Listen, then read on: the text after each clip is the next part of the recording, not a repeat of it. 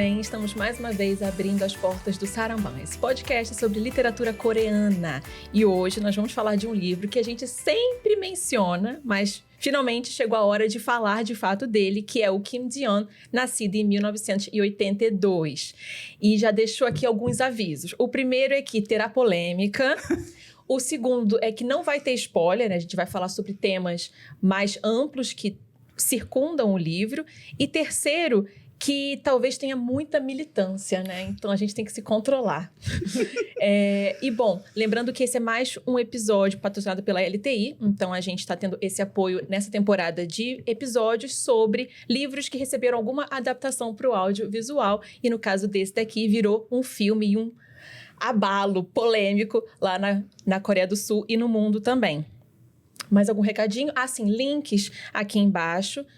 Também vamos deixar um link de um formulário que a gente está passando sobre uma avaliação do nosso trabalho enquanto mediadoras de literatura e podcasters. Então, se você acompanha de qualquer forma que seja, vai lá e ajude a gente com a sua resposta. É isso, né? Falei tudo.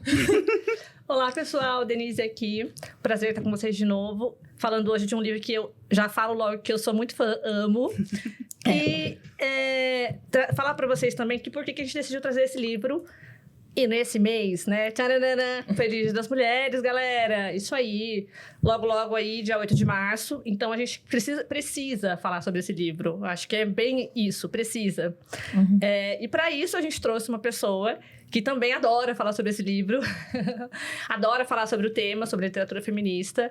E a gente, com o apoio da LTI, conseguiu trazer lá do Recife para cá, para falar com a gente, que é a Suzana Veiga. Suzana, obrigada por ter aceitado o nosso convite. Queria que você se apresentasse um pouquinho para o pessoal.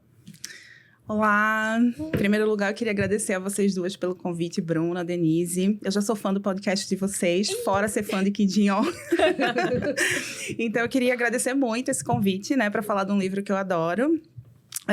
Fiquei muito feliz de vir para cá.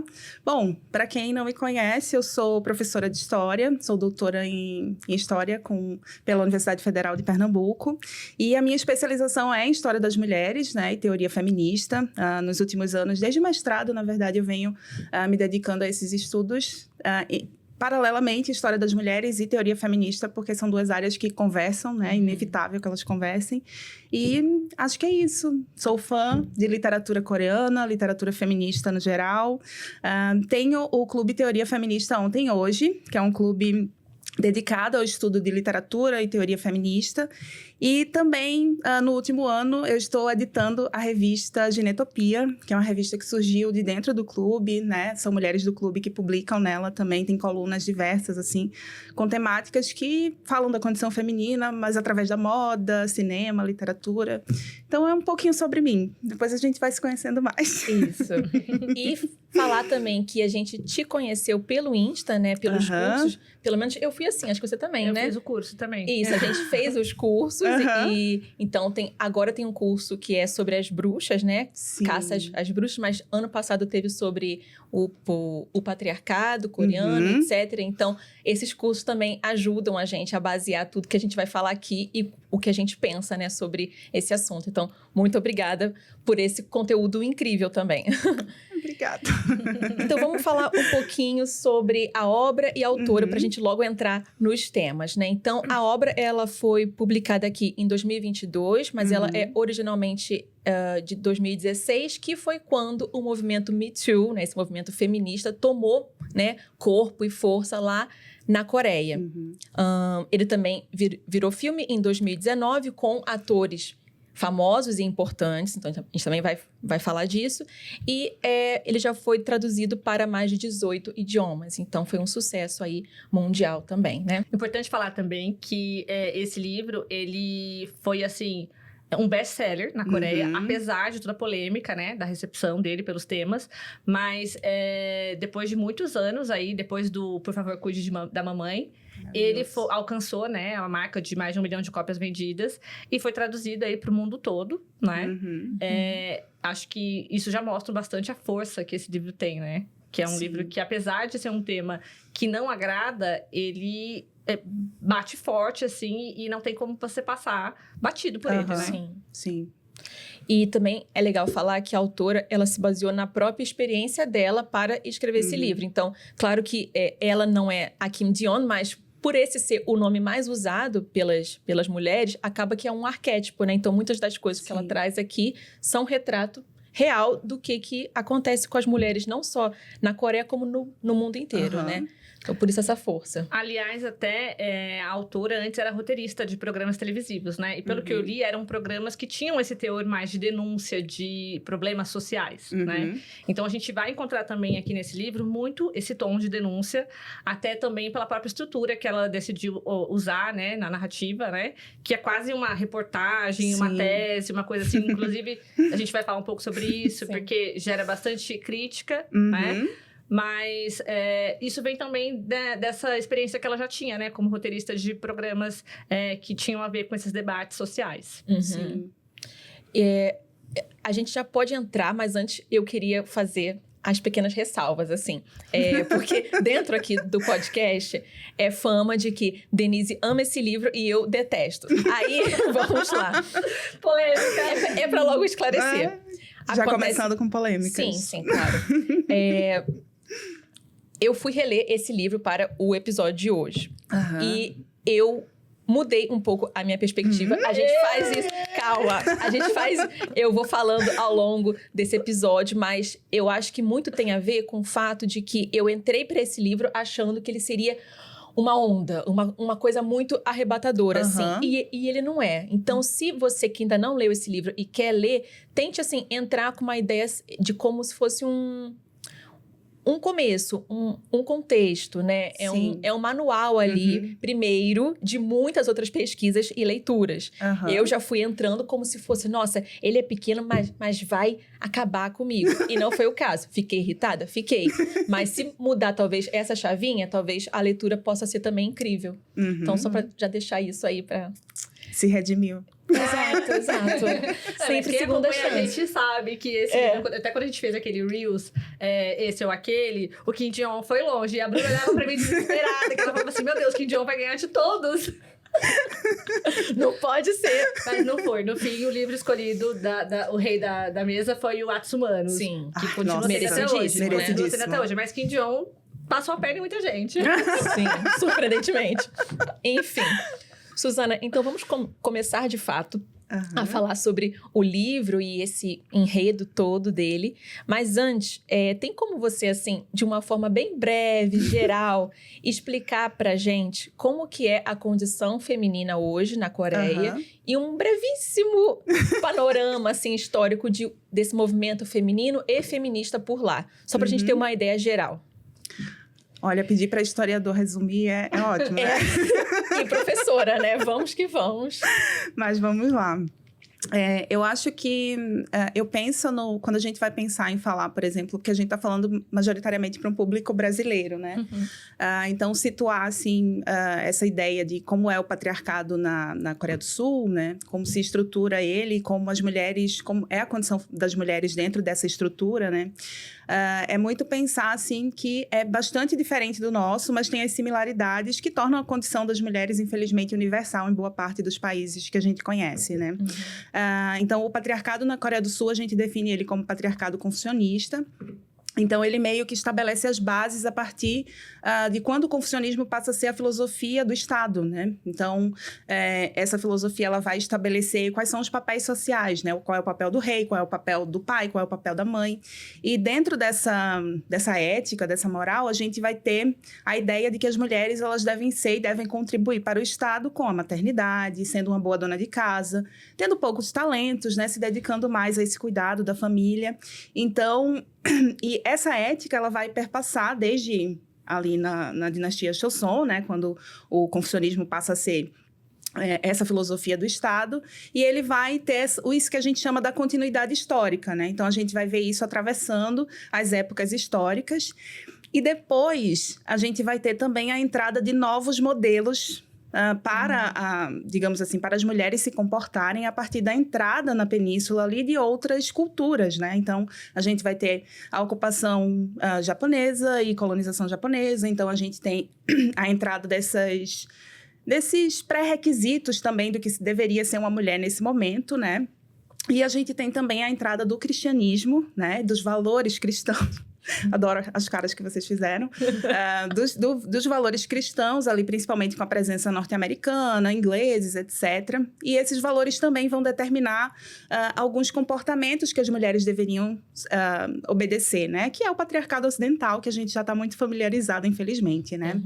Então, meio que hoje, a gente tem essa mistura do patriarcado local, né, como a gente chama, algumas teóricas feministas chamam assim, e com essas outras influências que vêm de fora, né, e que estabelecem esse lugar da mulher como sendo, né, para essa dona de casa, estabelecer também as questões de modéstia, né. Então, eu acho muito simbólico, inclusive, né, acho que em 2023 a Prefeitura de Seul lançou, tipo, um manual nos jornais pedindo para as mulheres obedecerem a determinados comportamentos, né, para elas serem melhores mulheres, melhores mães, etc, né, e entre as coisas estava pendurar roupas pequenas na casa, assim, para você lembrar de como era o seu corpo antes de você ter filhos, né, então, para você poder ser lembrada de que você deveria voltar àquele padrão de corpo, etc, né, então tem toda uma pressão, tanto pela aparência, mas também comportamental, né, que a gente vê muito no livro, inclusive, né, ela traz muito isso pra gente, né. Então, a condição feminina, basicamente, se estabelece a partir daí, né? Desses valores confucionistas e desses outros que vão entrando depois com a influência desses... tanto da colonização japonesa, quanto da entrada de outros estrangeiros ali na península, né? E aí, a parte que eu realmente gosto de falar é da resistência das mulheres. Genial. E eu adorei que vocês trouxeram a ideia de movimento feminino e movimento feminista, né? Porque na história a gente vê que a luta das mulheres, ela precede o movimento feminista, né? O movimento feminista, ele é uma organização política que a gente tem ali na virada do século XX, basicamente, a gente tem esse nome sendo atribuído, né, ao movimento de mulheres, mas antes as mulheres já resistiam, né? Então, a gente tem história de várias mulheres na Coreia mesmo, resistindo ao patriarcado, né? Contestando esses valores, contestando a posição da mulher na sociedade, a maternidade, a questão do divórcio, etc. Mas ali, pelo século XX, né? Pela primeira metade do século XX, a gente tem o estabelecimento de um movimento feminista, realmente, né? Tanto influenciado por ideias que vêm do Japão, né? Tinha um grupo japonês específico, né? Em torno da revista Saito, que as mulheres entraram em contato, a Nahi Soki, que é bastante famosa, também artista, né? Uma das mulheres pioneiras na arte, assim, na Coreia, e que era declaradamente feminista, né? E ela, junto com a Kim Won-ju, que era uma colega, fundaram uma revista que era chamada Nova Mulher, e que trazia traduções, né, de vários textos, assim, falando da condição feminina, do enfrentamento ao patriarcado. Ela, inclusive, foi bem ostracizada. Sim, bastante. Por causa das ideias dela sobre divórcio, sobre sexualidade feminina, amor livre, né? Imagina falar sobre isso, sei lá, em 1920, por aí, né? E aí, esse primeiro movimento, ele vai, inclusive, fazer com que as mulheres se agreguem aos movimentos de libertação, de independência, né? Então, é um primeiro momento de um feminismo nacionalista também, né? Que está pensando a libertação da Coreia, né? Do jugo colonial, etc. E aí, eu digo que são 3 ondas.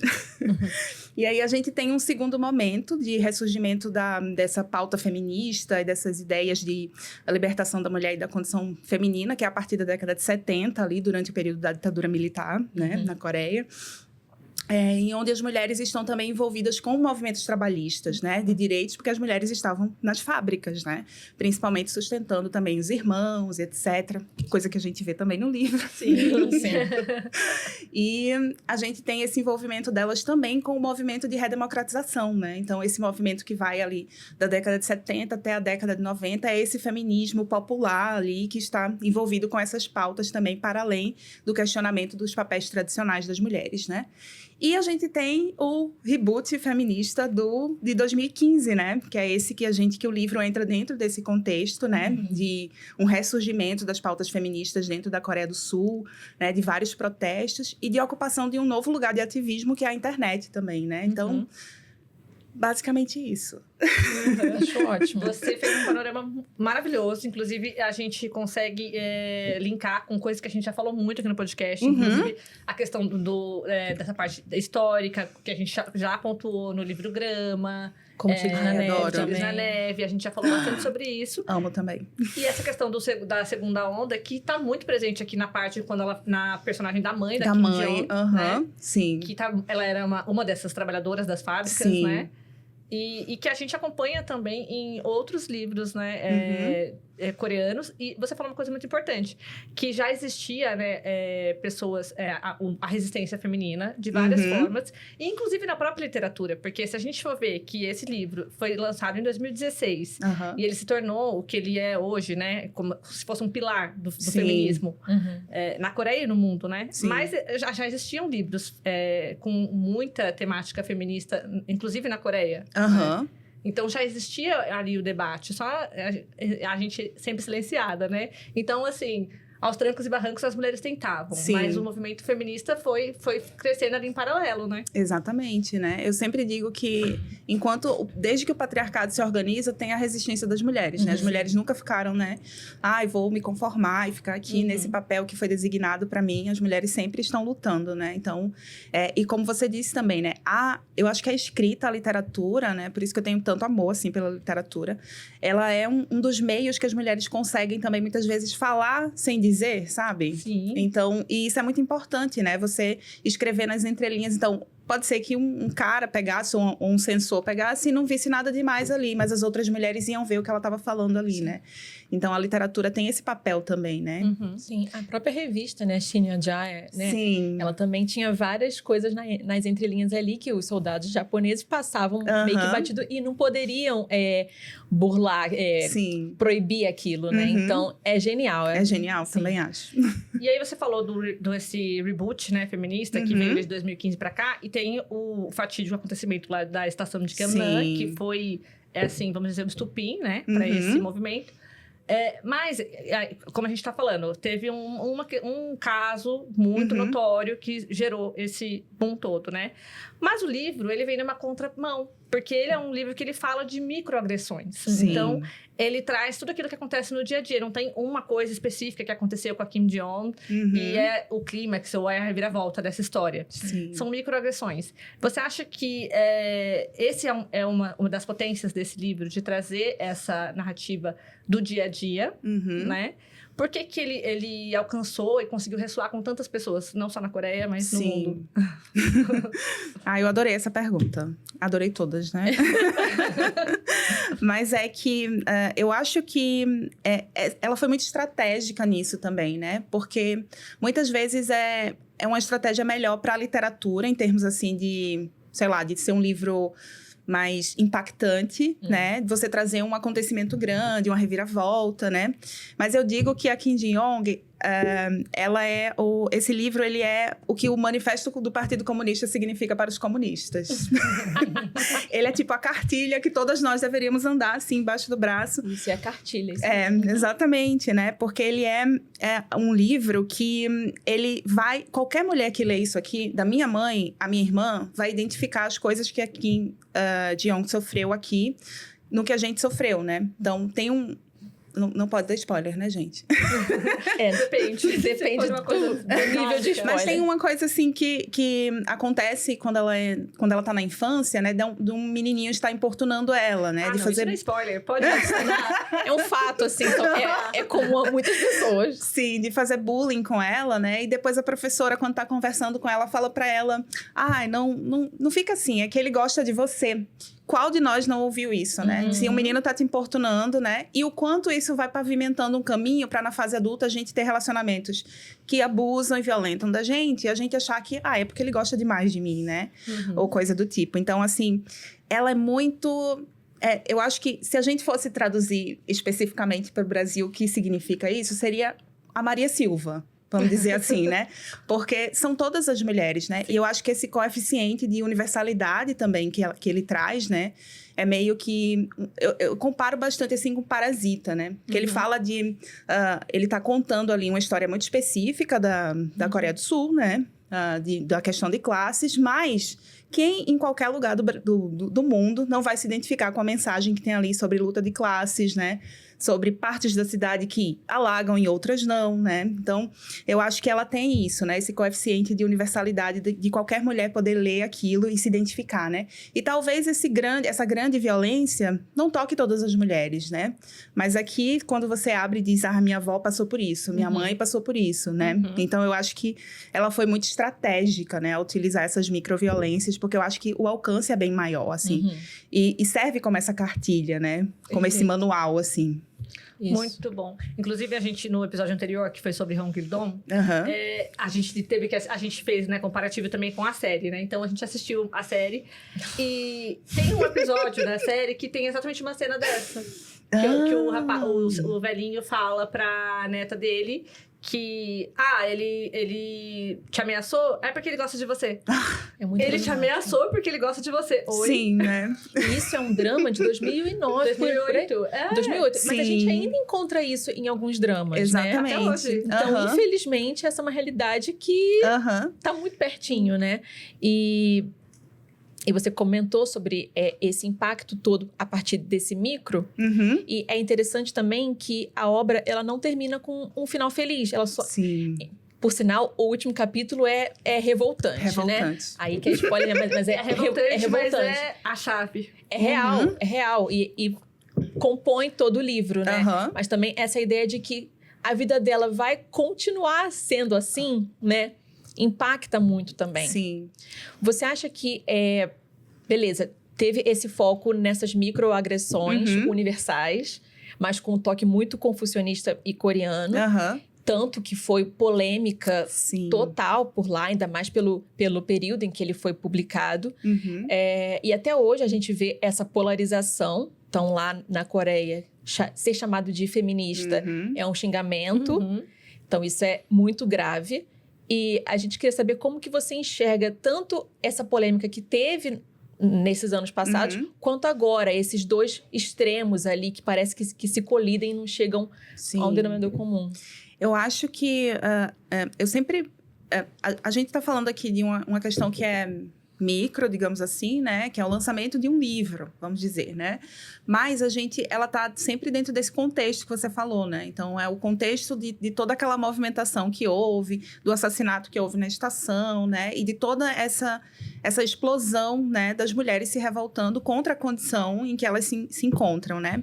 E eu acho que, se a gente for olhar em termos de continuidade histórica, a condição das mulheres já vem piorando desde a crise de 97, né? Então, o que acontece sempre em tempo de crise é que a condição das mulheres piora, né? E todo esse contexto leva também a misoginia a crescer, né? Então, se a gente sai um pouco da península, né? Se a gente sai um pouco da Coreia do Sul e se a gente olha também em termos de contexto geopolítico mundial, assim, a gente vai ver que a gente está tendo uma virada desde os anos 2010, mais ou menos, para o conservadorismo, para esse ódio com as mulheres, e que a internet tem sido essa plataforma também, né? A internet é um lugar que tem essa contradição, né? Então, foi o mesmo lugar que as mulheres decidiram ocupar também para lutar contra essa misoginia. Mas é um espaço também onde toda a frustração com as crises, com a falta de emprego, com os empregos precarizados, né? É onde os homens descontaram isso, né? E o alvo acabou sendo as mulheres, né? Justamente por causa de todo esse contexto patriarcal. Então, eu acho que esse livro ele surge dentro desse contexto muito polarizado de homens culpando mulheres dentro desse espaço e isso indo para as ruas, né? Então, os índices de violência doméstica, os índices de violência também, né? Todo mundo fala, a Coreia é um país tão seguro, né? Será mesmo? Para todo mundo? Então, acaba que esse acirramento, como você falou, essa polarização, né? É justamente o que faz com que esse livro seja tão potente, né? Porque ele vai desagradar o lado que está, obviamente, culpando as mulheres por tudo de ruim que está acontecendo e achando que as mulheres têm que voltar a ser mulheres de verdade, né? Então, ocupar o espaço da casa, do cuidado, da maternidade. E coisa que desde o que eles chamam da geração Sampo, né? Que as mulheres estão se negando também a ter isso, porque não tem estrutura social para que elas sejam mães, trabalhem no mercado de trabalho, vão para o mercado de trabalho, etc, né? Então, tem todo esse contexto histórico e político de crise, que eu acho que levou a que isso acontecesse. E aí, eu acho que o livro entra também como ele é como se fosse uma fagulha, né? Então, uhum. você lê aqui e tem partes que ela claramente incita você à ação. Não é só tipo, olha o que tá acontecendo, é o que nós vamos fazer, né? O que nós vamos fazer com esse cara que tá aqui mostrando as partes pra gente, né? Então, tem, digamos assim, ela tem essas chamadas a vamos nos organizar, né? Se a gente organizar, a gente consegue fazer alguma coisa, né? Tem partes específicas do livro onde acontecem coisas com personagens que estão ao redor dela, onde as mulheres tomaram ação, né? Então, eu acho que isso mostra que não só é pra gente se indignar com o que tá acontecendo ali, né? Mas o que é que a gente pode fazer com isso, né? E eu acho que por isso que ele foi que ele inflamou tantos ânimos também, né? E serviu como esse pilar, né? Acho que foi você que falou, né, Bruna? Como esse pilar dessa organização da internet também, do movimento que houve lá em 2015, 2016.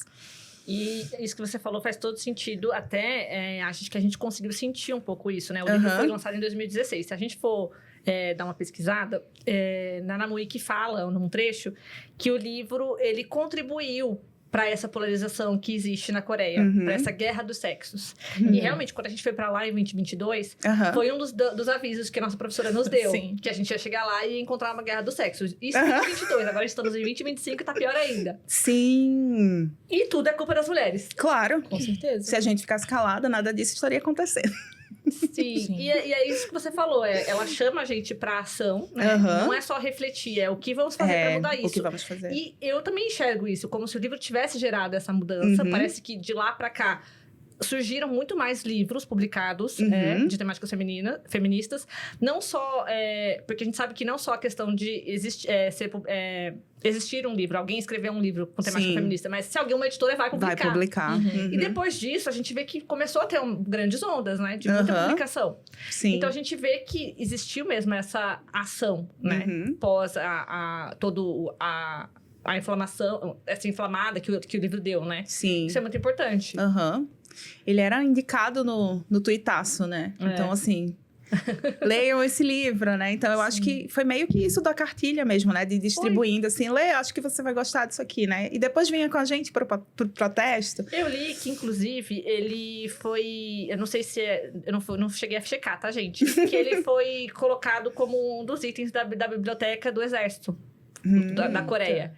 Que alguém colocou esse projeto para que ele fosse... Não sei se surtiu efeito, mas... Diz que tá lá, gente. Se eles leem, a gente não sabe, né? Tomara que leiam. Poxa, e o interessante desse aspecto cartilha, né?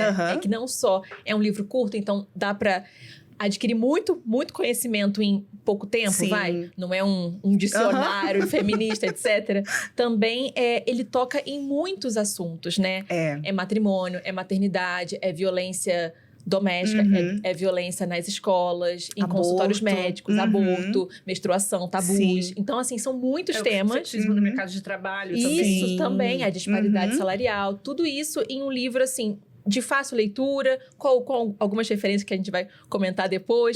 Mas, assim, acho que esse é o aspecto tão basilar dele, né? Esse fácil acesso a mais informação para dar esse start. E depois você pesquisa, você né, se intere ali mais sobre. Esse livro, então, teve esse boom todo e essa fama até os dias de hoje. Você acha, assim, você enxerga paralelos do que ele traz aqui? Eu acho que já até sei a resposta, mas se você enxerga paralelos entre as temáticas aqui com o que, por exemplo, vocês discutem no clube? Ou o que mulheres falam, enfim. Muito. Eu acho que eu fiz uma leitura dele em 2023, porque ele foi lançado aqui. Eu li em 2019, em inglês. E aí, eu tava ansiosa, assim. Eu falei, cara, as mulheres do Brasil precisam ler isso, né? E aí, quando ele foi lançado em 2022, eu falei... Era quando o clube já tava, né, se organizando. Eu falei, cara, vai estar no clube, né? Então, em 2023, a gente fez uma leitura. E, gente, é impressionante. Porque, assim... Todo mundo falou. Ai, a minha mãe passou por isso. Ai, o meu pai passou por isso. A parte que fala, por exemplo, dos alimentos, né? De como a comida é dada, a melhor porção para o homem, para o pai de família, para o irmão, né? Independente se for o irmão mais novo ou mais velho, todo mundo se identificou com isso também, né? Então, assim, tem muitos pontos que tocam as mulheres e elas falaram, cara, eu não imaginava que isso acontecia na Coreia. Porque também a gente tem uma ideia, né? muito construída, assim. Eu gosto que a Chimamanda Adichie, ela fala sobre a ideia da história única, né? Sim. E a história única sobre a Coreia, que é aquele país perfeito, tecnológico, né? Então, assim, a grande maioria das mulheres que leram não imaginavam que as mulheres passassem por isso lá, né? Então, elas sentiram essa identificação, né? E eu gosto disso porque, gente, é a Internacional Feminista, né? Então, todo mundo tem que se unir. Sim, sim. Então, foi muito interessante as leituras, porque vários depoimentos vieram dizendo, eu passei por isso, eu me identifico totalmente com ela, né? A coisa da depressão pós-parto e tantas outras coisas, né? Que o livro aborda também, assim. Foi muito interessante, né? Então, eu acho que no clube, a gente tá indo para a segunda leitura agora, com a turma de iniciantes, né? Que eu abri esse ano, como um experimento, assim, tá sendo muito legal. É o segundo livro agora que a gente vai ler, né? Em fevereiro, vamos discutir dia 26.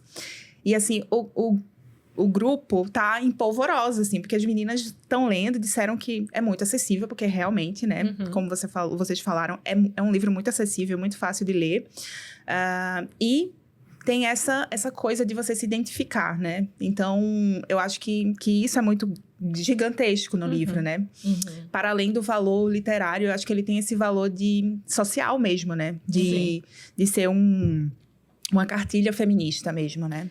E é interessante que sobre essa questão das refeições e quem come primeiro, isso nos dramas é muito romantizado. A gente olha aquilo assim, nossa, olha como eles respeitam, né? Os mais velhos, os homens da família, o pai ali comendo, ele, sabe? Claro que isso já tá mudando bastante, né? Às vezes essas cenas, elas estão ali pra cutucar mesmo, mas o quanto que esse livro também, ele tira, assim, um véu dessa romantização toda, sabe? Então, esse muito também é um ponto Bruna. Muito importante. Sim, eu acho que tu chegou num dos centros, assim, que é essa desnaturalização, né? Perfeito. Porque parece que como você falou, é o véu da romantização, né? Parece que é uma coisa linda, assim, né? E muita gente já veio falar, mas isso é cultural, a cultura deles.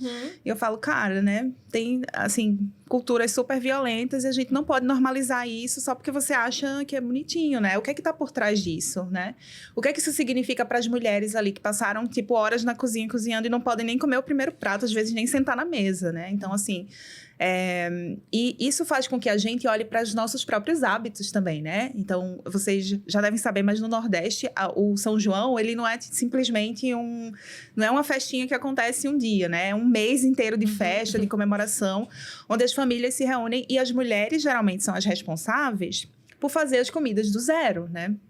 Isso acontecia na minha casa também. Então, ralar milho e tal. E depois, assim, elas nem aproveitam a festa porque estão exaustas, né? Sim. Então, a gente pode até fazer comparativos, né? Sobre o que acontece nos feriados lá também, onde as mulheres têm que preparar tudo do zero, a comida, etc. Então, eu acho que tem muito disso, né? Dela tirar o véu da gente mesmo. Eu adorei esse termo, né? E eu adorei essa palavra, desnaturalização. Porque eu acho que aqui ele funciona com essa desnaturalização, para quem é fã de cultura pop coreana. Mas lá na Coreia ele também funcionou assim. Por quê? Porque as mulheres entendem que esse é o padrão, esse é o natural. Inclusive, quando a gente estava lá, em 2022, a gente participava de alguns jantares com os professores. E você lembra da situação que aconteceu? A gente estava num jantar e tinha uma professora coreana. E a gente começou a comentar sobre alguns K-dramas que a gente tinha assistido recentemente e comentar sobre a questão do posicionamento feminino no drama. E ela começou a dar o contra, porque ela falou assim, mas não é assim. Só que assim, a todo momento, quando ela falava, porque não é bem assim, porque eu sou casada e eu tenho 2 filhos e não sei o que lá. Só que ela tava falando exatamente a situação que a gente tava, né? E falando só que não, mas tá tudo bem. Só que, minha vida é tão difícil. Mas não, mas tá tudo bem. Mas olha, minha vida é muito difícil, mas tá tudo bem. E aí a gente, meu Deus, ela não entende o que ela tá falando. E é isso, elas não entendiam. Então, esse livro também fez elas mesmas enxergarem o que estava acontecendo. Nossa, total. Que isso não é natural, que a gente não precisa aceitar isso. Sim, exatamente. Sabe? Porque eu acho que um dos poderes do patriarcado é esse da alienação, né? A gente vai fazendo as coisas porque foi socializada assim, porque a minha mãe fazia, né? Isso é o certo a fazer, cuidar da sua família, fazer isso, fazer aquilo. E quando ela fala, olha, não é bem assim, né? estão te agredindo, né? Tu tá cansada. Então, é isso, né? Ela tirou o véu para as mulheres que eu acho que foi a intenção inicial dela também, né? De dizer, cara, olha o que a gente tá passando e isso não é normal, né? Isso não é parte da nossa natureza, né? Não é parte de ser mulher, né? E com certeza isso veio, como ela mesma já falou, da própria experiência que ela teve, né? Com a maternidade, ter que abandonar o trabalho. Porque você tinha comentado um pouquinho antes sobre a questão das ondas, né? E de como isso tá intrínseco com as mudanças sociais. Por quê? Porque antes, vamos dizer que antes, não que fosse natural, mas era mais fácil para uma mulher ficar dentro de casa. Porque o marido realmente era o provedor. Sim. E tinha tudo isso. Mas o mundo foi mudando. E a mulher foi tomando certas responsabilidades que não eram dela de início, vamos dizer, entre muitas aspas. Só que o privilégio masculino continuou. Como assim? Essa Alguma matemática não tá batendo, não vai fechar, né, gente? Não Pois é. E até isso de, tipo, dessas mulheres terem também mais acesso tanto à informação quanto também à liberdade. Então, por exemplo, de não querer engravidar e tomar remédio para isso. Então, é óbvio que uma hora isso ia chocar, né? É o que a gente tá vivendo hoje. Essa polarização extrema e os homens revoltadíssimos que eles estão, olha, saindo lá de cima e vão ter que abaixar um pouquinho a bola, né? Sim. Esse livro, ele se encaixa dentro desse modelo aí de, olha, vamos aprender mais sobre Comece por Aqui. E ele faz isso muito bem, por sinal, mas a gente queria saber se tem outras mulheres feministas ao redor do mundo, ou coreanas também, que também têm esse cuidado, assim, de dar o passo a passo, nesses assuntos. Olha, se eu fosse, em termos de... Pode ser literatura e teoria? Pode Claro. ser teoria também. A gente Tem uma ama. teórica que eu adoro também, tô louca pra falar dela.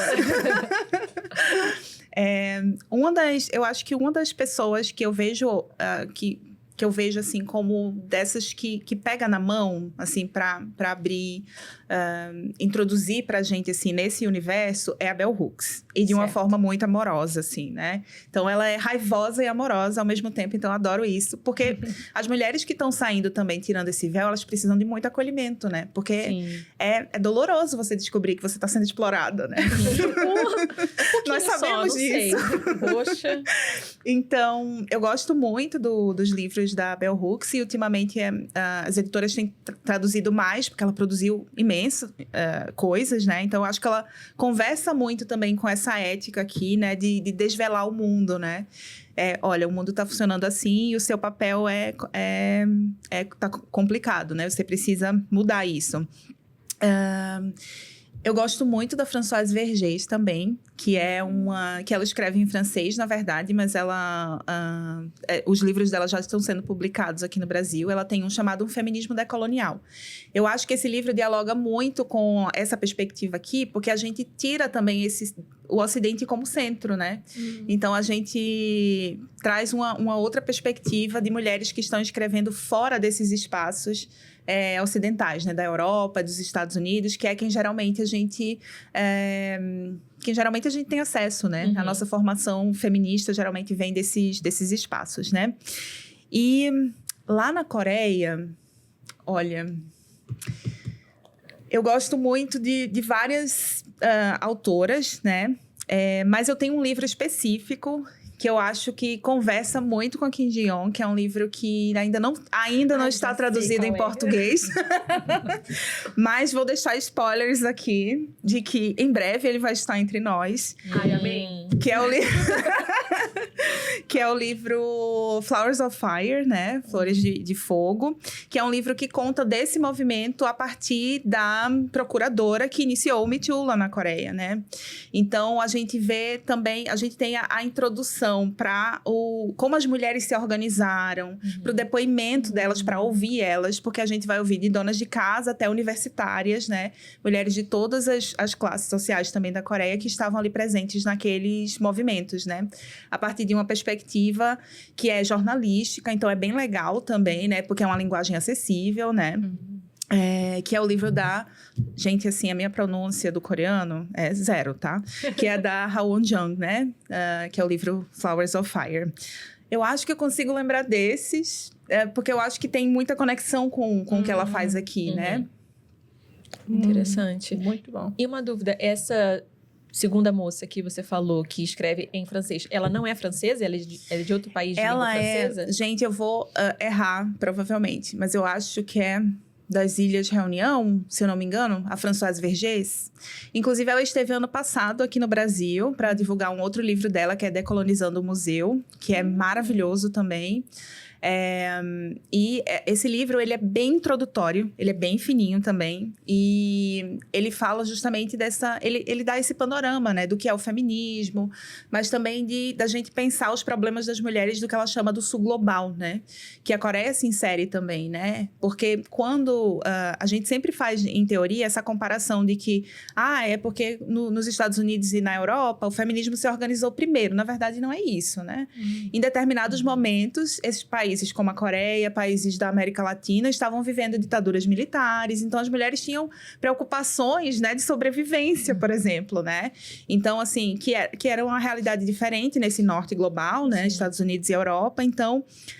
mas isso não significasse que as mulheres não significa que as mulheres não estavam lutando pelos seus direitos e por direitos coletivos também, né? Enfim, de trabalhistas, etc, né? Então, eu acho que a Vergès, ela dá essa perspectiva pra gente, né? Porque muitas vezes as pessoas falam, mas existe feminismo, feministas marrons, feministas amarelas, né? Muitas vezes a gente não tem noção, né, sobre isso. Então, é bem legal. Esse que você falou, coreano, eu não conhecia. Pensei que era outro. Era qual? Me diz, Denise. Eu pensei que era The Trunk, que você estava falando. The Trunk. Maravilhoso. Precisamos falar sobre isso. The Trunk tem aí uma questão também sobre casamento, maternidade. Eu pensei que era esse. E também é ficção, né? Mas esse que você falou, então, ele é não ficção. Porque não ele ficção. traz bastante relatos né? Mesmo. Vamos ficar de olho. E eu espero que o The Trunk também venha. Eu também espero. A Rowan Jung, que é essa jornalista, ela acompanhou todos esses protestos, né? Então, ela estava lá com as mulheres, ela acompanhou o movimento na internet. E depois, né? Eu acho que ela lançou esse livro ano passado.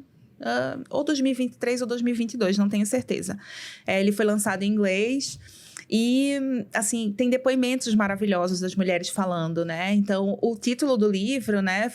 Flores de Fogo, ela pegou de depoimentos dessas mulheres também, né? Então, porque sempre comparam mulheres com flores, né? Sim. Então, se a gente for flor, a gente vai pegar fogo agora e botar fogo em tudo.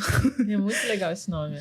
Nossa, então, e só fechando, então, essa parte da recepção e da importância desse livro, a gente pode dizer, então, que Kim Ji-yeon merece todo esse hype, porque se de 2016 pra cá já trouxe tanta reflexão, ele ainda pode trazer muito mais reflexões, né, pro futuro, é que você falou, que tá aí no seu próximo clube, e a gente sabe que março vem aí, muita gente vai ler, muita gente vai fazer vídeo review, muitos clubes vão debater ele, então, assim, tem muito legado ainda, né? Eu acho. Eu acho que ele deve ficar como uma cartilha feminista mesmo, né? E eu acho que ele teve tanto impacto, tanto no país, enfim, né? Na Coreia, quanto em outros países, justamente por isso, né? Porque eu acho que ele também serve como esse lugar de introdução das mulheres a essa realidade, né? Então, isso tem um poder muito grande, né? Eu acho que o feminismo tem muita dificuldade, às vezes, em dialogar com pessoas que são de fora dos meios universitários e intelectuais, né? E esse livro, ele é aquele que você vai dar para qualquer pessoa, assim, para sua avó, para sua mãe, dizer, lê aqui, vó, já aconteceu alguma coisa dessa com você, né? Então, eu acho que ele ainda tem muito legado, sim, e que merece todo o hype. Ótimo. Só passando muito rapidamente, que a gente não... Se a gente fosse falar sobre isso, ia demorar uma vida.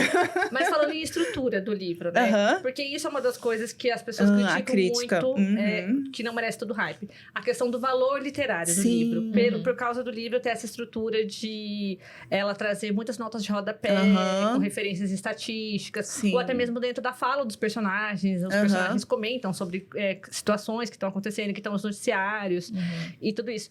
E gerou muita controvérsia, porque inclusive, né, os homens falaram que é muita coisa que é exagerada ou inventada. Mas mesmo as pessoas que não chamaram isso de invenção, acharam que isso é uma desproporção. Para a questão de ser um livro de ficção, que isso desvaloriza ele literariamente. O que você acha sobre isso? Bruna também. Vamos lá, fogo no parquinho. Chegou a hora. Eu falo primeiro que aí depois você emenda. Eu acho que ele não perde o valor literário, porque quando a gente pensa nisso de uma cartilha mesmo, ele cumpre com isso, sabe? Porque ele precisa dar as informações. E às vezes, se a gente deixa muito no imaginário, As pessoas não imaginam, aquele choque. né? As pessoas só ficam imaginando e não trazem isso pra realidade. Aí vem, quando eu li o livro lá em 2023, eu fui com literatura pura. Sim. Eu fui com, eu vou ser arrebatada pela história desta mulher. Entendeu? Por isso que foi outra Bruna lendo. Relendo agora, já sabendo, fica, ok, ele cumpre com aquilo que ele se propõe. Sim. Então, eu acho que ele não perde o valor dele por isso. Olha só, eu falando isso. Tá vendo? O que não é uma releitura, não é, gente? Maravilhoso. É verdade, é verdade. Eu amei saber disso da Bruna, dessa divisão que tinha inicialmente aqui, Sim. porque muita gente no clube também, dessas pessoas que são mais leitoras, né? Na primeira vez que a gente leu, veio muita gente falar, mas que livro chato, né? Esse livro não é literatura, né? Então, disseram as mesmas coisas que você apresentou, né, Denise? E como eu já tinha ideia do contexto, né? Então, inclusive, agora com essa turma que eu tô lendo, eu fiz primeiro uma aula de apresentação do contexto em que o livro se insere. Perfeito. Porque eu acho que isso é muito legal, né? Da gente entender que ele tem um valor que ultrapassa essa questão da literatura, né? Aí as pessoas disseram, ele é muito chato, não tem uma virada, romance, não tem coisa. Exatamente, né? Então, assim... então, eu entendo as críticas, mas eu acho que, para além do valor literário, a gente tem que entender o valor que ele tem dentro desse contexto, né? Ele tem um propósito. Então, ele foi escrito com um propósito, né? Então, que é esse de chegar a mais mulheres, de desvelar essa realidade dentro da Coreia do Sul, da condição feminina. Então, eu acho que nisso ele cumpre, né? Como a Bruna falou agora nessa releitura. Ele cumpre com o que ela propôs, né? Tem uma entrevista dela que ela fala, inclusive, que o livro é mais corajoso do que ela, né? Esse livro. E eu adorei isso, né? Porque eu acho que todo escritor, ele tem controle até terminar ali, né? Depois, o que o livro vai alcançar, né? Eu acho que a maioria nem faz ideia, assim, né? Da proporção. E eu acho que é essa a força do livro, né? Tá muito além de ser uma questão de literatura, né? Eu entendo, né? Tem nota de rodapé, coisa de trabalho acadêmico, né? Mas é bom também para isso, né? Para que as pessoas entendam que aquilo ali é a realidade e que ela fez uma pesquisa, né? Para basear aquilo, né? O que ela tá falando. E aí eu vou pegar um gancho que Denise falou do The Trunk. Ótimo. Porque esse livro, ele tem, assim, reviews péssimas no Goodreads. Que é uma rede que eu uso. Ou The Trunk? Ou que eu uso, é o The Trunk. Ah, tá. E porque as pessoas apresentaram também, ele foi apresentado como um suspense feminista, né? E o livro... tu já leu, Denise? Eu já. E já vi a série também. Eu só vi a série. Eu só vi a série por enquanto. E o livro, eu acho que ele é muito mais um longo comentário sobre família, casamento, maternidade. Ela usa essa ferramenta distópica, né? Pra inserir a gente no... Olha isso, né? Olha o que acontece com as mulheres, né? Então, e não tem nada assim de, tipo, a série entra mais dentro de um suspense, né? Sim, sim. Mas o livro não, né? Então, eu acho que as pessoas foram ler e caiu nisso que a Bruna falou, né? Então, de você ir lá pensando que é uma coisa e é outra, né? Que está sendo posta ali diante de você, né? Então, eu acho que as introduções também aos livros precisam ser mais pensadas também nesse sentido, né? De que a gente vá com a expectativa certa para não acabar achando que o livro é ruim, né? Ou que não correspondeu às nossas expectativas, porque ele é mal apresentado às vezes, né? Aliás, sobre o The Trunk, eu acho que, inclusive, bem longo, né? Porque ele tem muitos capítulos, muitos personagens. Que pra quem já assistiu a série é muito boa, inclusive. Muito boa. Mas a série tem bastante diferenças sobre o livro. Inclusive, até mesmo dos próprios personagens, porque ganharam uma nova roupagem ali. E esses personagens, no livro, eles são destrinchados. E cada um traz uma carga, assim, uma problemática muito maior. Então, assim, eu gostei muito do livro. E eu não fui com essa ideia de suspense, nada disso. Sim. Adorei todas as reflexões que ele trouxe. Mas eu acho que ele se demorou nisso. Porque eu acho que ela traz muita gente, muitas situações... Sim. Isso complicou um pouquinho, mas ainda assim, gostei muito de ter lido. Foi minha última leitura do ano passado. E agora, Kim Jeong. Qual é o meu veredito sobre Kim Jeong? Eu simplesmente amo. Mas tá, vamos lá. Posso estar enviesada? Posso. Vou dizer que esse foi o meu primeiro livro coreano. Que legal. Porque eu já sou... Quem me conhece sabe que eu sou do K-pop, sou do K-drama. E aí, eu já acompanhava o burburinho sobre o livro, né? Porque a Irene do Red Velvet foi cancelada. Sim, canceladíssima. Aí depois, o Kwon Yu aceitou fazer o filme. Por que que Cunhô tá fazendo esse filme, Sim, sabe? sim. Teve toda uma confusão. Então eu ficava, meu Deus, eu preciso ler esse livro, eu preciso ler esse livro. Cadê? Ninguém vai trazer esse livro. Então assim que saiu em inglês, eu também li. E foi o primeiro livro coreano que eu li. Na época, eu... Totalmente, gente, sério, eu não tinha muita ideia, assim, tipo de... Ai, Brasil tá vendo a Coreia, sabe? Eu fui começar a pensar em livros coreanos traduzidos para o português em 2021, quando eu participei do concurso de resenha de... Por favor, cuide da mamãe. Que aí eu falei, nossa, tem livros em português? Vamos começar a ler em português. Mas assim, a minha opinião é, primeiro, que desde o começo esse livro me bateu muito forte, porque muita identificação com muita coisa, questão assim, desde a infância, né? As relações familiares e tudo com essa questão, né? De machismo, patriarcado. Então eu entendo que ele serviu muito como essa cartilha e como esse pontapé inicial, né? Ele precisava tirar esse véu da mulherada. Mas mais do que o valor dele social, eu enxergo nele muito valor literário. Que legal. Um dia eu vou fazer um texto dessa defesa, tá, Por gente? favor. Aguardem. Legal, legal. Aguardem. Porque, assim, a própria estrutura que ela escreve, entendeu? Porque se a gente for reparar que ela achou necessário colocar essas notas de rodapé pra comprovar o argumento dela, pra fazer com que a sociedade chacoalhasse. A própria escolha do nome, que é um nome, pra quem não sabe, que na década de 80 era o nome mais registrado feminino, né? Um dos nomes mais populares. Então, por isso que ela escolheu esse nome pra personagem principal, pra gerar realmente essa identificação, né? E a sacada final do último capítulo, pra mim, é a cereja do bolo. Nossa, sim. Que virada. O que isso traz pra mim? Esse valor literário de... Ela escolheu toda essa estrutura pra fazer com que isso fosse uma metáfora, tanto do personagem do último capítulo, quanto da própria sociedade. Verdade. De como esse livro vai ser recebido, como esse livro vai ser lido. E de como a gente vai negar tudo isso. Caramba. Então, pra mim, tem um valor literário imenso. Interessante. Amei. Aguardamos texto, né? Aguardamos texto. É isso. Mas já concordei. Sim, uma ótima defesa. Uma ótima defesa. Entrando, então, um pouquinho, a gente começou a falar sobre a adaptação dele para o filme e essa polêmica toda de artistas lendo. A R.E.M. também, né? A partir desse livro, ele começou a mudar algumas letras, etc., pelo que eu vi. Mas o filme teve algumas adaptaçõezinhas ali, né? Uma delas que eu destaco aqui é que o marido é um marido presente. É um marido, 100% no filme. E no livro é outra história, né? Você percebeu outra nuance, assim, de mudança? Você achou o filme bacana? Qual é a sua opinião sobre a obra? Eu gostei do filme enquanto uma produção cinematográfica, enquanto adaptação. Eu sou fã dos dois, né? Então, assim, duplinha maravilhosa. E eu gosto também que eles são muito envolvidos. Eu acho que o Kong Yoo, ele é meio que o esquerdomacho oficial da Coreia do Sul, né? Sim. Porque tem um projeto, assim, feminista, com teor social, ele tá lá. É mesmo. The Trunk, o Silenced também, né? Silenciados, que foi assim que ele saiu do exército, né? E...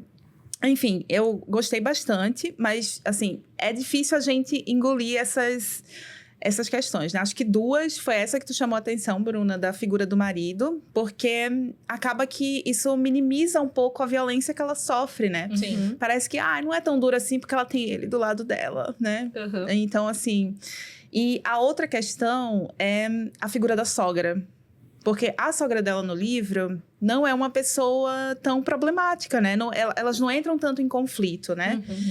Tanto é que na parte do conflito que existe é mais com o sogro, né? Enfim, o bate-boca, pra não dar spoiler.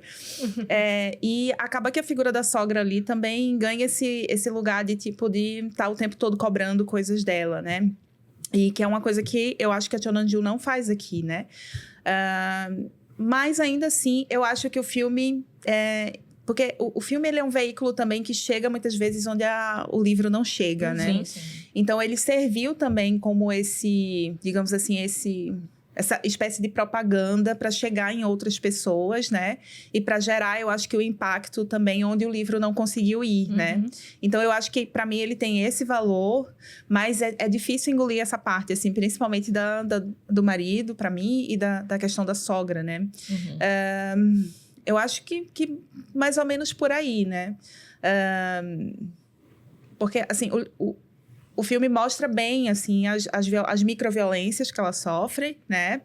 Mas aí acaba que essa coisa idílica com o marido acaba que, tipo... Ai, não é tão... Suaviza, exatamente. Não é tão ruim assim. Né? Eu senti isso também, que assim, no livro parece que é muito escancarado tudo, né? Ainda mais com as referências e tudo. E no filme, só se você for, tipo, já versada no assunto, você vai captar algumas nuances. Sim. Elas são bem feitas? São, mas... Talvez para atingir a galera que ainda tá com esse véu, teriam que ser um pouquinho mais escancaradas, mais explícitas. Também acho. Mostrar a ausência, né? Tem um K-drama que eu tô com dificuldade de lembrar o nome dele agora, mas é alguma coisa da minha esposa. E que ele mostra um casal que... tem um filho e que estão, assim, se odiando. E o cara fica sonhando com outra namorada que ele teve. E aí ele volta pro passado e... É o marido da minha esposa, é esse? Não, que ele volta pra ter 17 anos, é isso? Não é esse. Não. Esse aí foi uma adaptação americana, né? Que tem um filme desse. Porque ele volta no passado, eu achei que fosse gente, esse. eu vou lembrar. A gente bota também embaixo, caso você lembre depois. Porque aí, quando ele volta porque a figura desse marido, a gente consegue ver tudo isso. O K-drama não esconde, assim, ele é ausente, ele vai... Ela briga, né, pelo fato dele chegar do trabalho e jogar videogame, ao invés de ajudar ela na casa, com o filho, né? E ele se esconde pra jogar videogame. Então, assim, a gente consegue enxergar com essa ausência do marido, essa falta de responsabilidade, de apoio, etc., né? Do cuidado. E no filme a gente não tem isso, né? Eu sei que é difícil fazer isso com o Gong Yoo, gente. Inclusive, isso é uma crítica que muita gente faz. Que por ter sido o escolhido pra fazer o filme, adaptaram o personagem pra ser favorável ao ator. Sim. Talvez, eu não sei o que passou na cabeça do roteirista. Mas eu acredito que é isso que você falou, do Gong Yoo ser o esquerdo macho. Porque ele mesmo já declarou, depois de Goblin, que ele iria escolher melhor os roteiros dele, porque ele achava que ele chegou num ponto da fama dele, que ele precisava usar isso para algum bem social. Sim. Que por isso ele escolheria personagens e tramas que ele pudesse... Que ele fosse a causa do holofote, entendeu? Vou fazer vocês olharem pra esse tema. Sim. Então, assim, eu enxergo muito positivamente ele ter aceitado esse papel. Também. Porque é isso, apesar do filme não entregar tudo, mas é o holofote. Então, assim, vai ler o livro, né? Porque os filmes, as adaptações, elas são muito isso. Um chamariz pra você ir ver o filme, ver a obra original. É verdade. O que também acontece com The Trunk, né? Exatamente. O estrelou a série, aí você vê a série, eu não sabia de nada disso. Vou ler o livro. Entendeu? E o livro tem muito mais camadas, entendeu? Sim. Até mesmo na questão do personagem do Gong Yoo. Sim. Que é mais uma vez, ele é suavizado, muito né? suavizado. Não que no livro ele seja ruim de tudo, não. né? Não, ele não é. Inclusive, tem algumas... você falou do Goodreads. Tem algumas resenhas no Goodreads que dizem até que o personagem dele não tem nome no livro e que na série tem nome. Não, gente, ele tem nome no livro. Vocês já estão querendo militar demais. Não leram direito. Ele tem nome. Eu vi essas resenhas. Porque gente, vamos se seguir no Goodreads. Aí o pessoal fala assim, nossa, por que você... Gente, a série acabou com o livro, porque no livro esse cara nem tem nome. E aqui ele tem um super protagonismo. Gente, ele tem nome. Calma, menos militância. Mas, gente, então vocês acham que, por exemplo, esse livro, a adaptação pro filme, ela guardou pelo menos um pouco a essência? Eu acho que principalmente sim, né? A forma como a gente observa... Porque ela vai mostrando esse dia a dia dela, né? E inserindo as coisas, assim, né? Então, eu acho que nisso o filme foi muito feliz. E também na forma como ela... Isso é spoiler? Não sei. Como ela manifesta as outras mulheres? Não, isso tá na sinopse, A forma como ela manifesta as outras mulheres também, eu acho que tá muito boa no filme, né? Também. Porque eu adoro essa linha, né? De tipo, dela não conseguir falar essas coisas, né? Que precisa dela meio que incorporar uma outra mulher que vai falar por ela, né? A mãe, a amiga e etc, né? Então, eu gosto muito disso também. Até, inclusive, na questão do personagem do Gong Yoo, uma coisa positiva do filme é que o livro também traz isso, né? Mas muita gente acaba nem prestando muita atenção nessa parte da questão...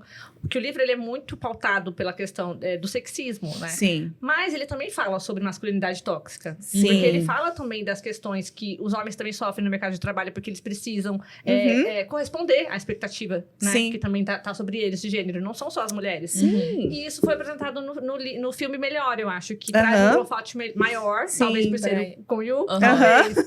Mas, porque tem toda a reflexão dele sobre tirar ou não licença maternidade Sim. para ajudar ela, aquelas discussões com os colegas do trabalho, e como era difícil para ele tomar um posicionamento no filme por conta da pressão. Sim, Né? é verdade. Eu acho que isso foi bastante positivo. Esse é um ótimo ponto, realmente. Porque o patriarcado é ruim para todo mundo, né? Não é só para as mulheres, não é só né? pras mulheres. Óbvio que os homens, né, acabam tendo privilégio dentro dessa estrutura, mas, assim, é horrível, né? Se a gente for pensar, por exemplo, no serviço militar obrigatório, gente, isso é uma violência, né? E, assim, tem um fato muito interessante no livro, que ela tem um namorado que depois vai prestar serviço militar, né? E eles têm um relacionamento super legal, super igualitário, e depois que ele vai servir ao exército, ele fica bem violento. Então, eu gosto como ela bota isso na sutileza também, mas eu acho que o que você falou é muito interessante, porque os homens não têm tempo, né? Aqui ela só diz, né, que ele vai trabalhar e chega por volta da meia-noite, né? Então, assim, como é que ele vai dividir a coisa da casa e do cuidado com a filha ali com ela, se ele nem está presente, né? Exatamente. E por causa dessa demanda do mercado também, né? Muito bom. É um bom ponto. Vamos entrar, então, em um tema polêmico, que Opa. é K-pop, Hallyu, né? Uhum. Em contraste com livros como esse, etc. Apesar dele ter feito super sucesso, o filme também ter atingido outras pessoas, fato é que muitas das produções, né, populares coreanas vão em uma linha completamente diferente, né? Então, a pergunta é: você acha que essa popularização toda está prejudicando, ou então vai assim em uma linha completamente outra do que esse livro e muitos outros, que já estão em português também, estão tentando fazer, que é justamente abrir os olhos, tirar esse véu? Olha, sim. Fim do episódio. Pronto, cancelado. O cancelamento vem, né, gente? Ele faz parte. Mas eu acho que todo fenômeno social, né, ele tem essas questões que são positivas da gente conhecer, da gente entrar em contato com outras culturas, da gente... enfim, né, ter acesso a toda essa produção também, mas vem o preço que a gente tem que pagar, né? Então, a gente tem uma população que é basicamente, digamos assim, não tem um letramento feminista, em sua maioria. Não tem um letramento sobre questão de classe, etc., né? E aí, a gente vê, com a chegada massiva desses produtos, principalmente K-drama, o K-pop também, né? A gente tem a entrada desses novos valores, dessa apresentação e dessa romantização também que é feita, né? Tanto da cultura, de todos os aspectos da cultura, inclusive dos aspectos misóginos, né? E também da figura masculina, né? Então, assim, eu digo que a gente teve uma entrada de um outro príncipe no lugar do príncipe branco europeu, né? Ou americano dos olhos azuis, né? Sim. E aí a gente tem esse aspecto de trazer esses homens amarelos, sejam, né, coreanos, chineses, japoneses, como essa figura super idealizada e romantizada, que não é o que a gente vai encontrar na realidade, né?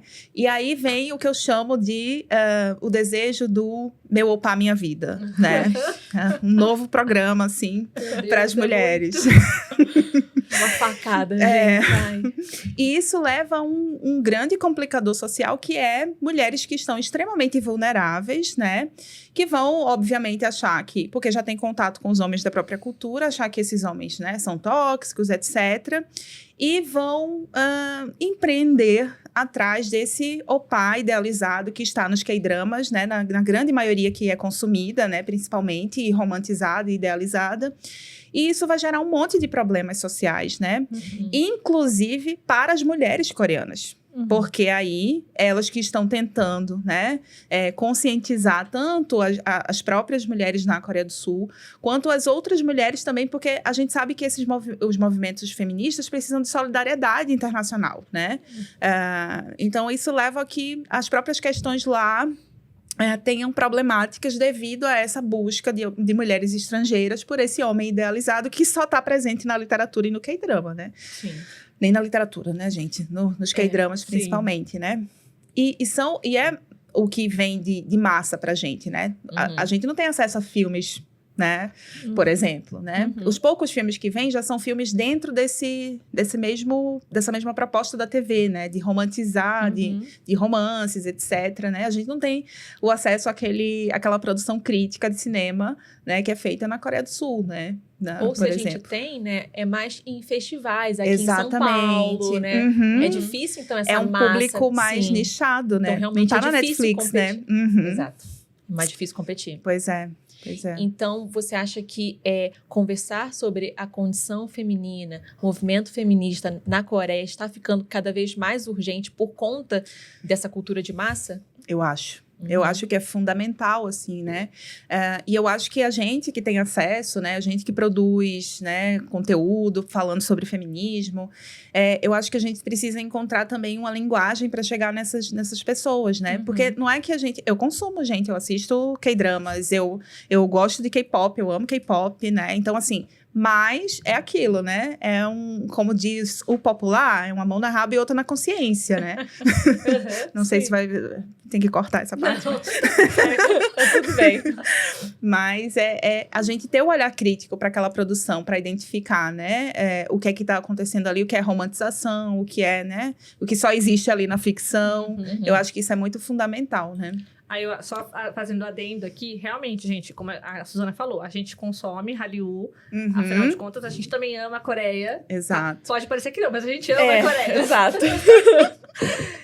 E assim, assim como tá aqui no livro, vou citar um trechinho da página 65, onde acontece uma situação de assédio com a Kim Jong, e uma senhorinha ajuda ela no ônibus. Adoro e depois essa senhorinha diz pra ela que não é culpa dela, né? Que isso aconteceu. E sabe de uma coisa? Tem muitos mais caras incríveis por aí. Então é isso, gente. A gente não tá aqui falando que todo homem coreano é o lixo do lixo. Não é isso. Calma, pera.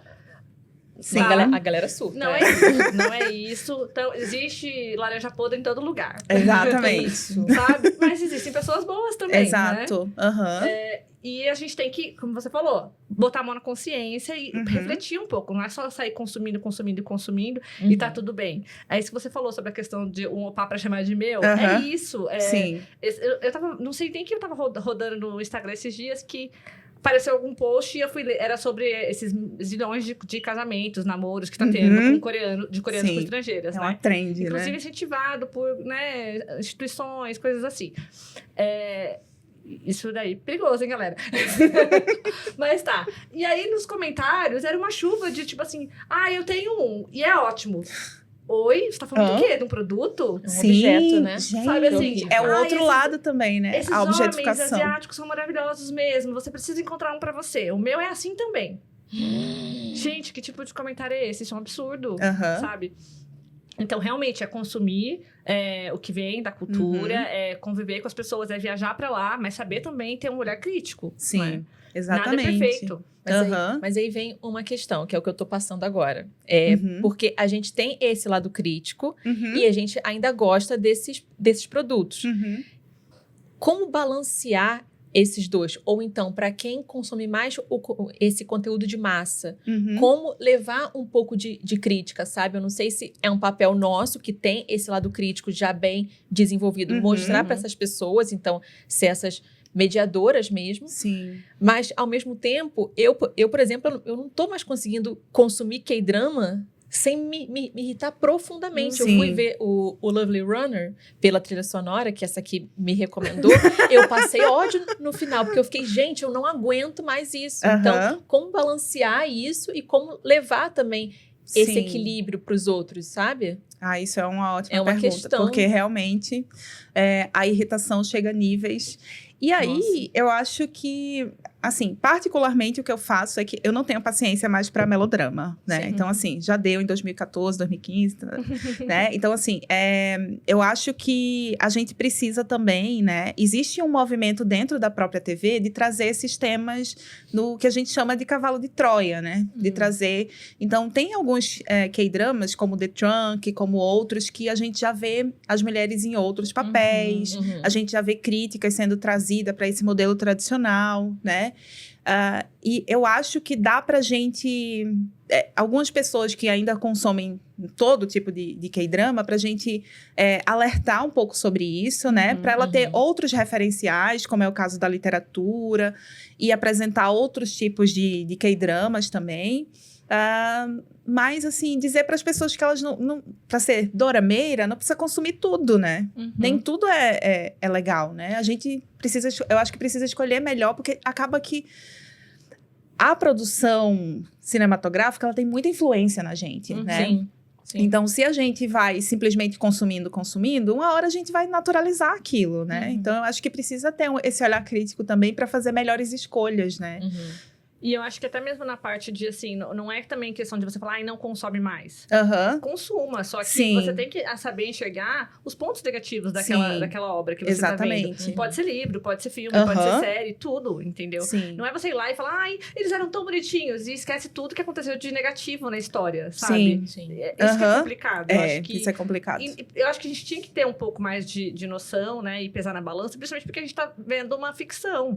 Então, você tem... E ainda mais hoje em dia, a gente é on demand, você tem o seu tempo para digerir aquilo, sabe? Você pode fazer, raciocinar a respeito, sabe? Não precisa ir engolindo e tudo. O problema é que hoje em dia parece que se tornou isso, né? As pessoas consomem como se fosse uma corrida para quantos K-dramas eu assisti no mês. Quantos livros você leu.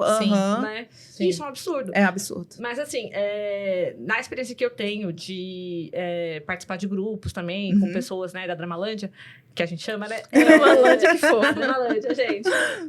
Como você falou, apresentar outras narrativas faz muita diferença. Eu tenho contato com várias amigas, assim, né, que só consumiam K-dramas, vieram aí do pandemia, né, pra cá. Então, vieram nesse boom mesmo, né, do K-drama.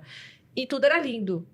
E aí eu comecei a falar, lê um livrinho aqui, lê outro livrinho ali. E aí você começa a ver, talvez nem elas tenham percebido a mudança. Mas eu começo a ver a mudança que elas têm com os dramas que elas estão escolhendo. E os dramas que as críticas que elas fazem, que antes passava batido, sabe? E que hoje elas falam, não tô aguentando isso. Sabe? Então, assim, a gente vê a transformação. Vai plantando, né? São sementinhas também, né? E os próprios K-dramas também trazem muita, assim, que nem você falou, o Cavalo de Troia. Por exemplo, o Business Proposal, que é o Pretendente Surpresa na Netflix, gente. É tão bobinho, tão clichê, tão isso, mas ele traz várias coisas ali pra refletir. A discussão sobre o Mocha, né? Sobre câmeras escondidas. Eu nem esperava outros, também sabe? ali. Something in the Rain também tem a questão de assédio no trabalho. Então tá ali. Só que você tem que querer enxergar também, né? É verdade. E fazer isso, né? Eu acho que esse pequeno letramento que você vai fazendo, olha isso aqui, né? Eu acho que isso ajuda muito, né? A tirar o véu dos olhos e você ir enxergando, né? Nem tudo é tão bom assim, né? Mas é isso. E não significa que a gente deixe de gostar ou que esteja resumindo, né? Toda a casta masculina a isso. Não é essa questão, né? É que eu acho que também a gente é muito ensinado a pensar de uma forma muito binária, assim. Ou é bom ou é ruim. Não é isso. Existem muitas nuances nesse meio, né? Então, nem tudo é preto no branco. Existem muitos 50 tons de cinza. Pois é, então eu acho que é preciso que a gente faça essas críticas, né? Mas não precisa também jogar o bebê com a água do banho, né? Então, acho que é por aí. Perfeito. Então, a gente vai partir para as reflexões finais. Acho que aí vocês deram, assim, algumas pílulas do que eu posso fazer para me acalmar, mas, enfim, vamos para essas reflexões finais, então. Suzana, qual mensagem ou qual reflexão maior você tirou com a leitura desse livro? Teve uma em específico? Olha, eu acho que... Se for, assim, pensar no que esse livro representa, eu acho que é a importância de você apresentar a realidade para as pessoas em uma lente sem ser cor-de-rosa, sabe? De você apresentar a realidade como ela é, para a gente conseguir tirar lições dali, né? Para a gente conseguir... Porque eu acho que o que faz com que a gente fique imobilizada diante das coisas, né? É o fato da gente enxergar a realidade por lentes que não são tão né, verdadeiras, né? Uhum. E quando a gente é apresentado para a realidade, né? Quando tira essas lentes da alienação, a gente consegue ter ação, né? Então, eu acho que, para mim, ele é um manifesto contra o imobilismo, né? Então, isso é o que, para mim, fica de maior desse livro, né? Por isso que ele teve tanta, né? Vamos para frente, vamos agir, vamos nos unir, né? Vamos reunir outras mulheres. Então, é isso. É um manifesto contra o imobilismo, assim, para mim. Maravilha. Bonito. Eu gostei. Opa! E assim, a gente já deu trocentas indicações aqui, fizemos vários paralelos com várias obras, mas assim, tem alguma que você trouxe em específico, assim, que você acha que, para quem já leu Kim Jong, para saber mais sobre a condição feminina na Coreia, na questão também de obras coreanas, tem alguma indicação específica que você gostaria que Olha, eu trouxe até uma colinha. Pode olhar a colinha, fique à vontade. Eu posso ser exagerada e falar mais de uma? Com certeza! Vai estar tudo aqui embaixo, as Chama pessoas têm indicações, tempo. vamos. Então, eu queria indicar, na verdade, alguns K-dramas que eu acho que foram muito bons pra mim. E como eu sei que a galera consome muito, né? Então, pra gente ir nesse caminho de dar uma melhorada, assim, no que a gente tá vendo também, né? Pra ver que essas produções podem trazer muita reflexão também, né? E eu acho que o meu favorito da vida é o WWW Search. Que é um drama que ele não teve tanto hype, assim, mas eu acho que ele faz muitas subversões, assim, ele é baseado na vida, né, de 3 amigas, não tão amigas assim, mas que estão nesse mundo corporativo, que é um mundo extremamente competitivo, né, extremamente masculinizado, e ele vai trazendo, assim, muitas nuances sobre o papel da mulher, e ele veio na esteira do que aconteceu depois de 2016, né, então ele incorporou vários dos debates, inclusive sobre casamento, né, como o casamento é uma ferramenta do Estado para a ideia da família, né? Para o Estado interferir ali na capacidade reprodutiva das mulheres e outras coisas. Então, ele traz essas discussões, assim, que eu acho incrível. Porque esta é a minha primeira vida. Sim. Ai, eu amo esse drama. Nossa, eu vi faz tempo esse. Também. Mas, assim, de vez em quando eu revejo ele, porque ele é tão gostosinho.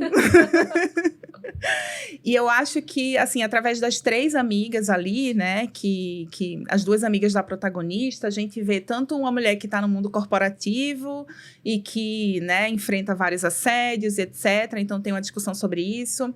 A protagonista, eu acho que ela revela muito do que essa geração tá sofrendo lá também, né? A crise imobiliária, a falta de emprego, a precarização.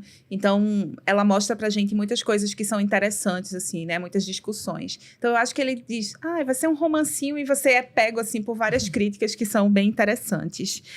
E que eu acho que se relaciona muito com a Kim Ji-young, apesar de ter um foco no romance de ser um queridinho da Dramalândia.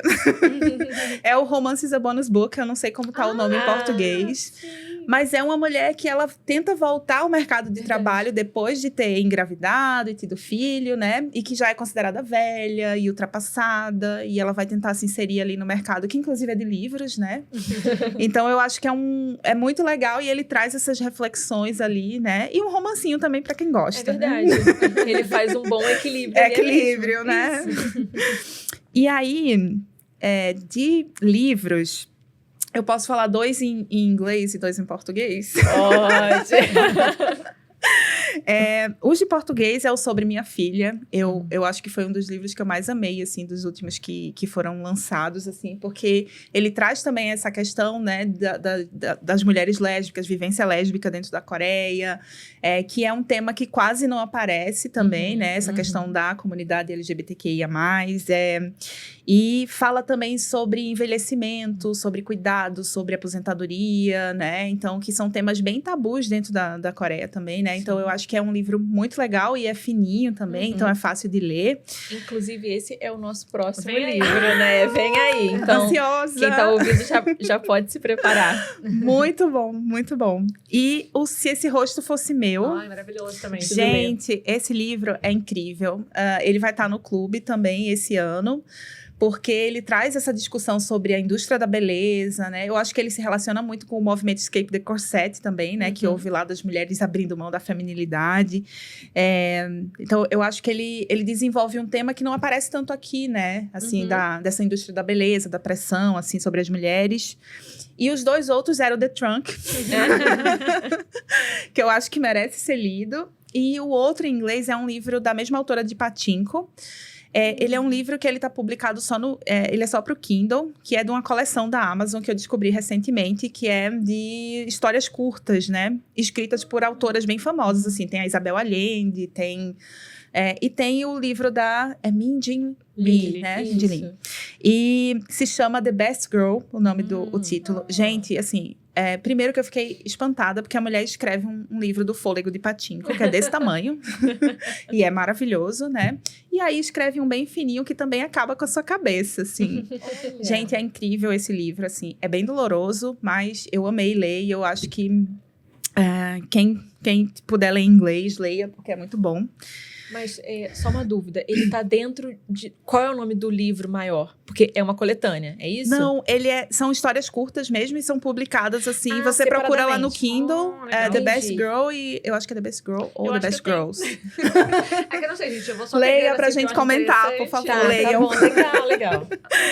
Ele é muito bom, né? Porque ele vai falar da condição feminina também, né? Uma família que tem 3 filhas. E que tá passando por várias dificuldades financeiras, assim. Mas é um livro, assim, gente, sem palavras, assim. Vocês vão gostar muito, eu acho. E de filmes, tem 3 que eu amo, que eu queria indicar. O primeiro é Microhabitat. Nossa, eu amo esse filme. É um curta, né? Não, é longa. Que eu acho que ele pega a história de uma mulher, né, vivendo em Seul, uma mulher jovem, assim, nos seus 30 e poucos anos, e ele vai mostrar toda a precarização, né? Ela trabalha como limpando casas, vai mostrar como tá, né, toda a crise imobiliária, especulação imobiliária, todas essas questões, as violências que ela sofre, mas fala sobre relacionamento também, né, sobre esperança. Eu acho que é um filme, assim, bem completo sobre essa questão da condição feminina. O outro se chama... O título em português é horrível, que é Chansil Sortuda. Nossa, esse é... Horrível, né, gente? Mas ele é um livro... ele é um filme muito bom, porque ele fala de uma mulher que ela tá ali por volta dos 40 anos e ela perde o emprego. Ela era produtora de cinema. E aí, ela vai enfrentar toda essa dificuldade de voltar ao mercado de trabalho e acaba virando uma trabalhadora precarizada. Mas, assim, ele tem diálogos tão incríveis, porque ela vai fazendo amizade com outras mulheres que antes ela não conhecia, né? Então, assim, é um filme incrível sobre relacionamento, sobre precarização também, sobre a condição das mulheres nessa idade, né? E mulheres que não são casadas, não são mães, né? Então, ele é incrível. E o último, é Carte, que é um filme que eu amo, porque fala de uma história real também, né? Que aconteceu porque trabalhadoras... Gente, deixa eu beber água aqui. Muitas indicações. Falando demais. Mas ele fala de um acontecimento que houve, né? De uma rede grande de supermercado na Coreia que demitiu todas as suas trabalhadoras temporárias. E a gente sabe o que significa ser trabalhadora temporária na Coreia, né? A Chonanju aborda isso aqui também. A maioria são mães, né? Que conseguem colocar os filhos na escola. E tem esse trabalho por hora, né, que já é precarizado. E depois foram demitidas e as mulheres se revoltaram. Então, esse filme é ótimo porque ele conta, né, a história dessas mulheres. Acho que são esses. Maravilhoso também, Carte. Acho que tá na Netflix. Eu acho que tava. Eu acho que já... Tem o de outro. Tiraram, será? Exatamente. Não que a gente esteja interessado nisso. Suzana, agora a gente vai para uma etapa surpresa que você não estava sabendo, porque eu não mandei na pauta, que é o ping-pong literário. Então, meu Deus! É isso. Bateu, foi. Então, pergunta, responde o que vier, tá bom? Tá. Aí cada uma faz uma, pode ser? Então, o primeiro livro coreano, primeiro contato com a literatura coreana. Foi o Nossas Horas Felizes, da Kong Ji-young. Acho que é esse o nome dela. E, assim, foi um livro que me destruiu. Kong Ji-young, Nossas Horas Felizes. Tá bom. O que você acha que a literatura coreana tem, assim, de especial, né? E como ela ressoa pra você, com a sua própria experiência? Eu acho que é uma literatura que é muito... que ela fala com as suas entranhas, sabe? Então, eu gosto muito disso, que as mulheres são muito diretas, né? Que é uma literatura muito direta, muito social também, muito focada nesses problemas políticos e sociais que existem na Coreia. E que é muito bonita também, né? Tem um estilo próprio, assim, que eu acho lindo. Ótimo. Defina o livro de hoje, Kim Ji-yeon, em 3 palavrinhas. Meu Deus! Ou faz uma expressão, enfim. Mas é papo. Eu acho que impactante, mobilizador e belo. Eu acho belo também. Legal. Agora sobre livros em geral, tá? Aham. O que você prefere? Livro físico ou e-book? Livro físico. Capa dura ou brochura? Ai, capa dura. Você acha que o livro é um objeto sagrado ou você dobra, risca, escreve? Dobro, risco. Eu acho que o livro tem que ter história também. Então, eu dobro, risco, marco. É uma das minhas. Calhamaço com um enredo com um enredo envolvente ou um livro mais fininho com um enredo, ok, mediano? Calhamaço. Calhamaço, ok. Contabilizar todos os livros lidos e as suas respectivas subcategorias Aham. ou vai no freestyle? Lê o que quer, quando Eu quer. acho que eu vou no freestyle. Tá. Eu até tento me organizar, mas não consigo. Existe spoiler na literatura, sim ou não? Ai, eu vou ser polêmica, gente. Posso? É por isso, né? A pergunta tá aí pra isso. Eu acho que não. Porque eu acho que cada leitor vai ler de um jeito diferente. Então, assim, não importa se eu souber que alguém vai morrer, aquela experiência ela vai me impactar de um jeito que vai ser de acordo com o que eu tô vivendo no momento, a forma que eu tô lendo, o que eu me identifico com aqueles personagens ou não. Então, eu acho que não. Polêmicas. Se você fosse se mudar para outro país, assim, para outro lugar, e você só pudesse levar 3 livros Físicos. quais você levaria? Gente, eu vou embora. É a última pergunta, Só relaxa. 3, só 3, hein? Meu Deus! Vamos lá. O primeiro seria O Morro dos Ventos Vivantes, porque eu tenho uma relação... Assim, esse livro eu ganhei com 15 anos da minha tia, então eu tenho uma relação muito afetiva com ele. Ela já faleceu, inclusive. Então, a gente tinha uma história com esse livro. Respira. Então, vai ser esse o primeiro. O outro... Ai, gente, que difícil. Nunca pensei sobre isso. Talvez algum livro que você consulte com frequência, que você retoma a leitura. Olha, eu acho que... Boa. Eu acho que Tudo Sobre o Amor, da Bell Hooks. É um livro que eu amo. Sabia que você ia falar isso. E o terceiro é o Nossas Horas Felizes. Eu amo muito esse livro. Eu acho que ele é muito sensível, assim. Eu acho que é temas que não são confortáveis pra mim, porque é um tema, enfim, que fala sobre o prisioneiro no corredor da morte, sobre uma mulher que é abusada também. Então, são temas bem difíceis. Mas é um livro que me fez refletir sobre muitas coisas, assim, que até hoje me impacta muito, assim. Então, esses 3. Maravilha! Maravilhosa, pronto! Adorei. E, aliás, o Nossas Horas Felizes vem aí em algum momento. Vem aí, E é um livro muito subestimado, né? Que não é muito lido, que não é muito verdade, comentado. não é muito comentado. Eu gostei bastante também. Mas ok, Suzana, foi maravilhoso, adoramos ter você aqui. Sim. Ai, eu amei também. Muito obrigada pelo convite. Adorei conversar com vocês. E as portas estão sempre abertas pra gente trocar ideia, propostas aí. Vamos, a gente sim. fica mantendo o contato. Foi ótimo. Muitíssimo obrigada mesmo. Ai, obrigada também. Pra todo mundo que ficou com a gente, lembrando que tudo isso que a gente falou, indicações, descrições, tá tudo na descrição. E até o próximo, galera. Tchau, tchau. Tchau, tchau.